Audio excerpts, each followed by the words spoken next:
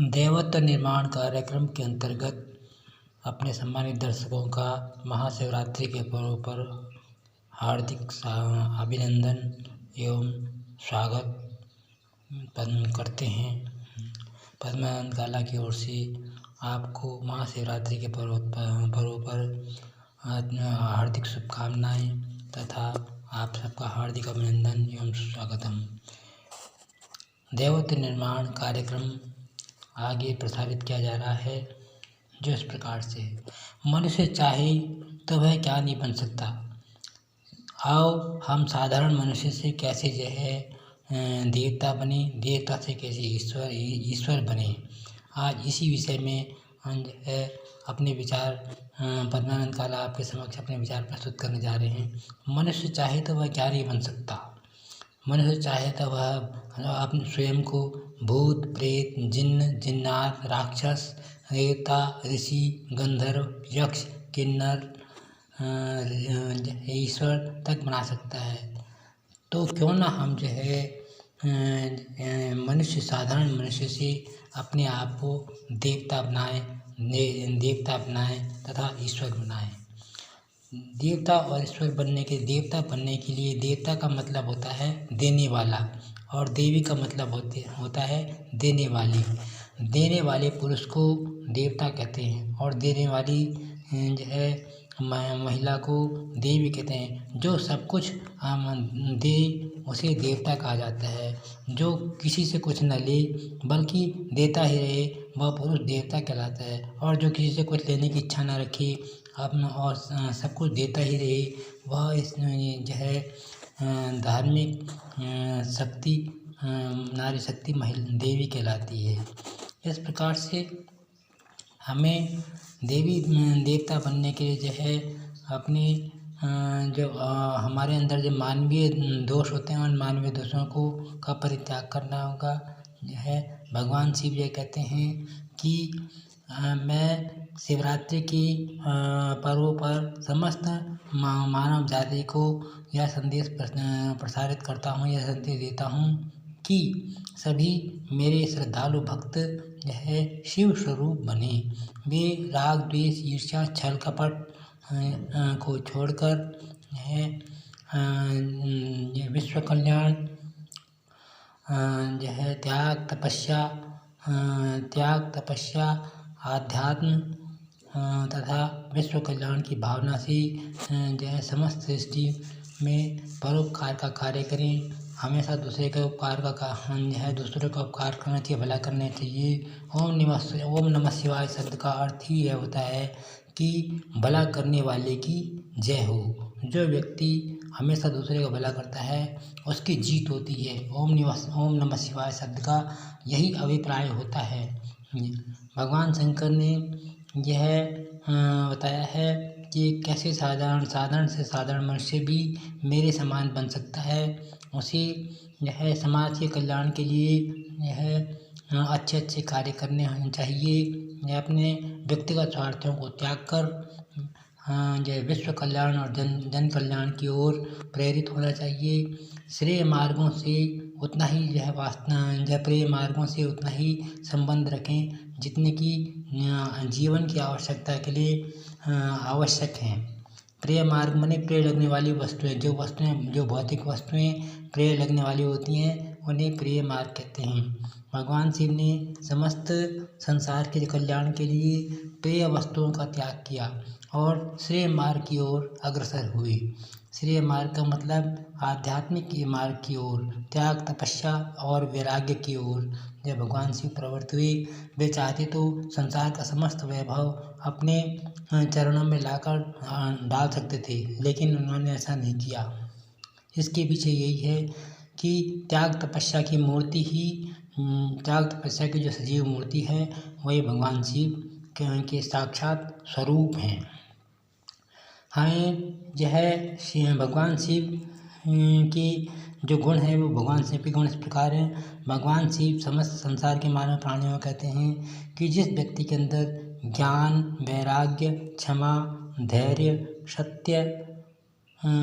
सत्य, तपस्या का मतलब कष्ट सहना, आत्मज्ञान और सृजनशीलता होती है वही व्यक्ति साक्षात शिव स्वरूप होता है। सृजनशीलता का मतलब सारे संसार के कल्याण के लिए है नवीन उत्पादन करना, नए नए प्रयोग करना है। वैज्ञानिक भी इसी श्रेणी में आते हैं। वे सारे संसार की भलाई के लिए, शांति के विकास के कार्य के लिए, दैव जन कल्याण का कार्य करते हैं और नरसंहार का कार्य नहीं करते, तो वे भी साक्षात शिव स्वरूप ही माने जाते हैं। वे समस्त वैज्ञानिक जिस कार्य में लगे हुए हैं, जनता जनार्दन की भलाई के कार्य में लगे हुए हैं, वे भी सब शिव स्वरूप हैं। संसार में प्रत्येक स्त्री एवं पुरुष ईश्वर के ही अंश होते हैं। भगवान शिव भी कहते हैं कि चींटी से लेकर हाथी तक सभी मेरे जीव हैं। मेरे श्रद्धालु जन कभी भी किसी से कोई द्वेष न करें, किसी का अपमान न करें, किसी का तिरस्कार न करें। ईश्वर ये कहता है कि जिन रूपों में पहले मैं आ चुका हूँ, मैं उन रूपों में मनुष्य के सामने कभी नहीं आऊँगा। क्यों कि वे सब मेरे रूपों को जान चुके हैं। भगवान शिव कहते हैं कि भूखे को भोजन देना चाहिए, प्यासे को पानी देना चाहिए, विकलांगों की सेवा करनी चाहिए, वृद्धजनों का मान सम्मान करना चाहिए, अपने से गुरुजनों का मान सम्मान करना चाहिए। कोई व्यक्ति चाहे कितना ही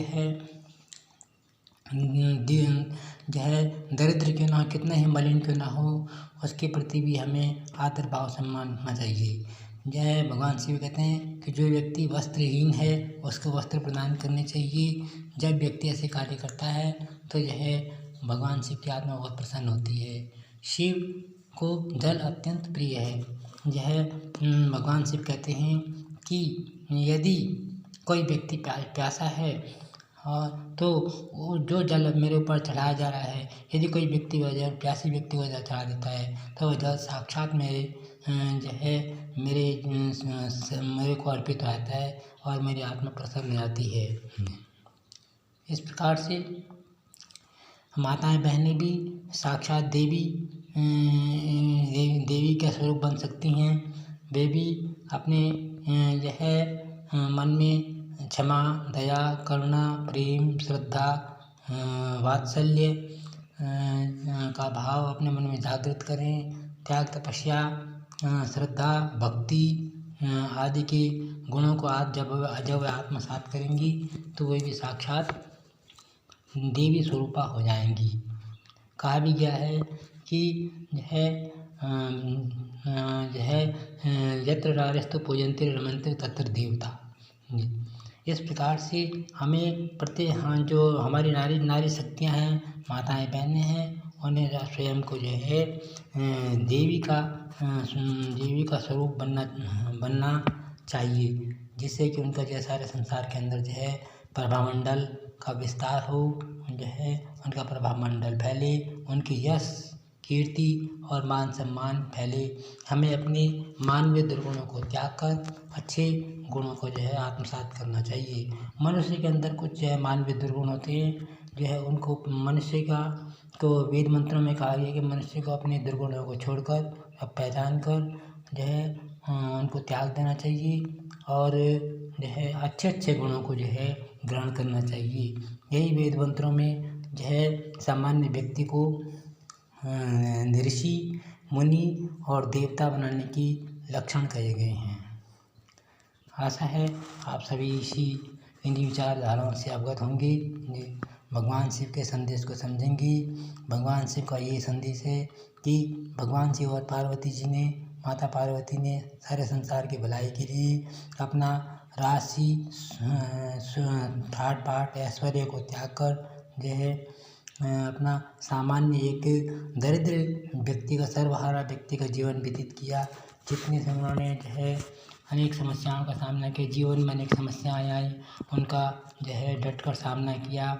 देवी पार्वती ने तथा माता सती ने, जो भगवान शिव की प्रथम पत्नी सती थी, जिन्होंने बाद में पार्वती के रूप में जन्म लिया, वे एक राजकुमारी थी।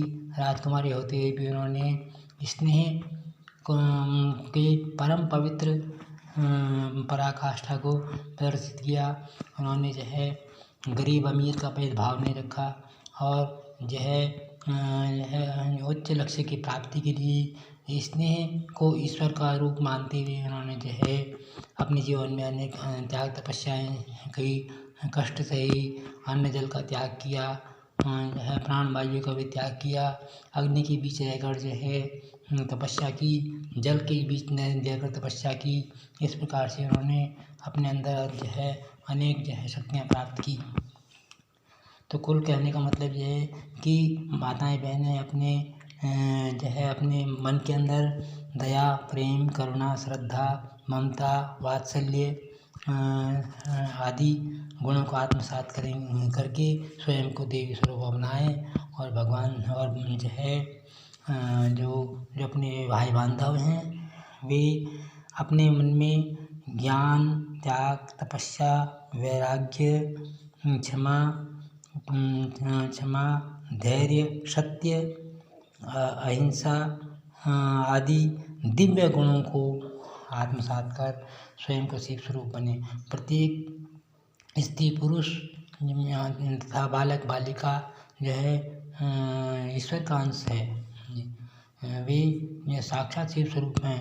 जब व्यक्ति सृजन का कार्य करता है, किसी नवीन निर्माण का कार्य करता है तो वह ब्रह्म स्वरूप हो जाता है।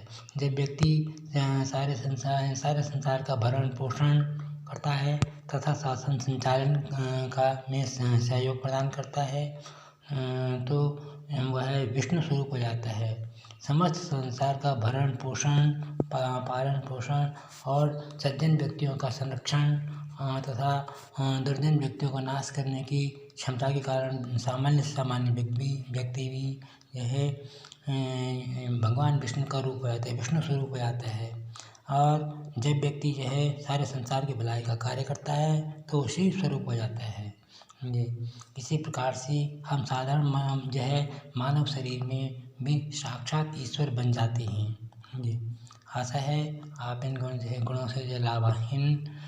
गुणों से लाभान्वित होंगे और स्वयं को साधारण से साधारण मनुष्य से जो मानव दुर्गुणों का परित्याग कर ईश्वरीय गुणों को अपने अंदर आत्मसात करेंगे।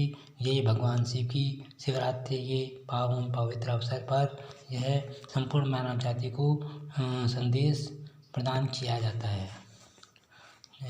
सुनने के लिए कष्ट धन्यवाद।